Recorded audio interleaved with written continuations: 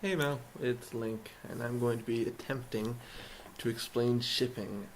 This is really going to be the only time to see my face, so enjoy it. Shipping is broken down into four quadrants, as it's commonly called, which are easily represented through playing cards: hearts, diamonds, spades, and clubs. Uh, they are further broken down into concupiscent and conciliatory ships, and also the more visually noticeable black and red ships.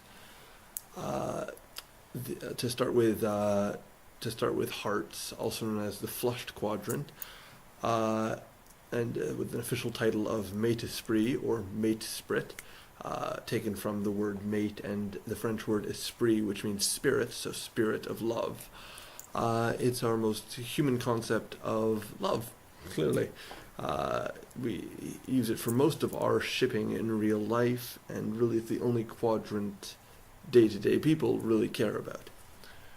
Moving on to the pale quadrant, which would be diamonds, with an official title of Moira Allegiance, taken from Moira, meaning fate, and allegiance, which again, an English word.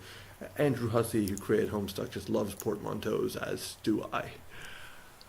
So this quadrant is mostly described as best friendship. It exists to say one character has some kind of trait that the world does not want to see, and the other character makes sure that it's not expressed as openly.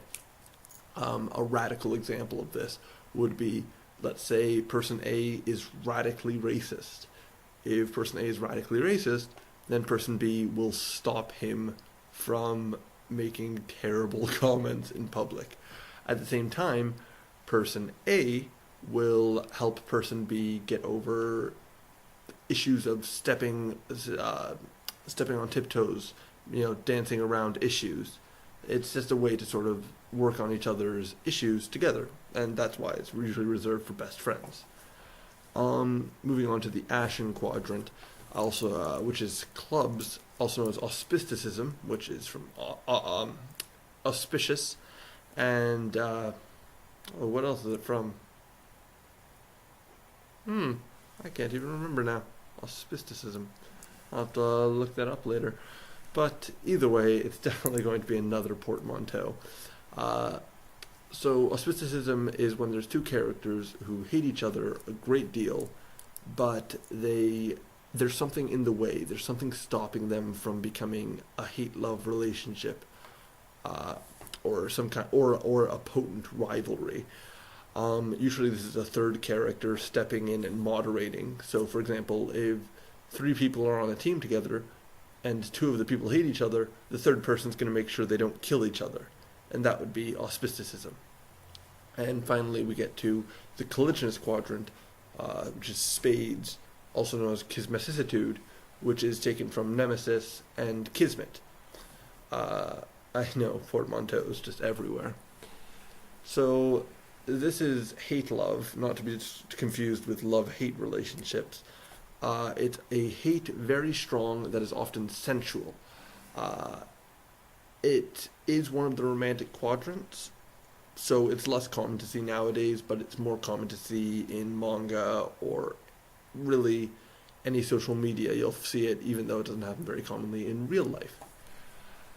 What else is there? We can get into the sextants, which are in addition to the quadrants that I actually made for the purposes of expanding my shipping grids.